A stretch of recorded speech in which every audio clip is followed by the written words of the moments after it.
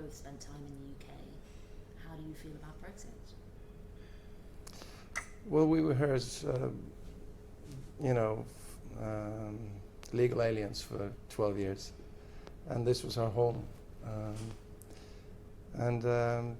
Personally, I'm sad for any move away from a collective attempt at solving things. So it's, I was a bit shocked, to be honest, that it... You didn't expect it to happen? No. Why? Probably because most of my friends here in England was against it. So you kind of get the...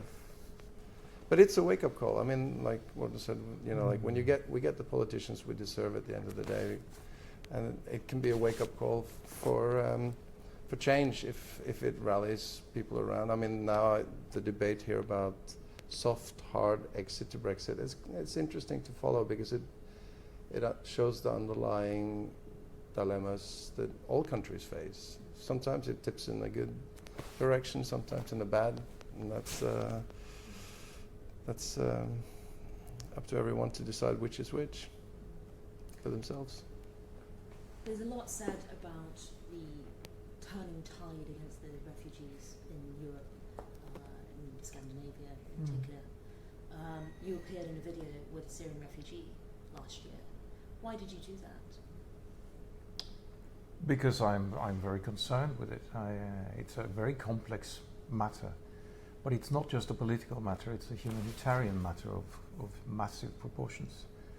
And it, in my mind, in my heart, it needs to be approached essentially and at the onset of it, fully as a humanitarian situation that needs to be handled. It's your mother out there, it's your brother, that's what it is. And then, if we come together in that, under that sort of banner or whatever you call it, you then look at the political ways to solve the problems that comes with it. But it has to be fully and only a humanitarian matter to start with. And then we need to bond and find ways to deal with it. And with that attitude, we would solve it. But with the alternative approach, to keep it as distant as you can, to hold it at arm's length at least, for as long as you can, is a way into conflicts and more conflicts. And I believe it it won't help us at all in the long run. As private individuals, we are as concerned and as involved as everyone else. But as artists, we respond with art. That's our response to the world. And whether it's of any value is for other people to decide. But when you watch something disturbing, the tools we have is to make something that somehow expresses this emotional turmoil that it starts.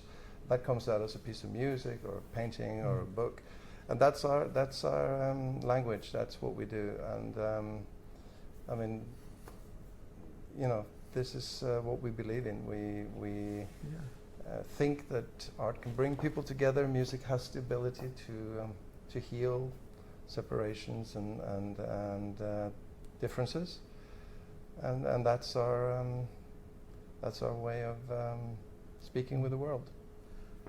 Humanity has so many faces, but we only have one heart, and for me that's the way forward. It's the way.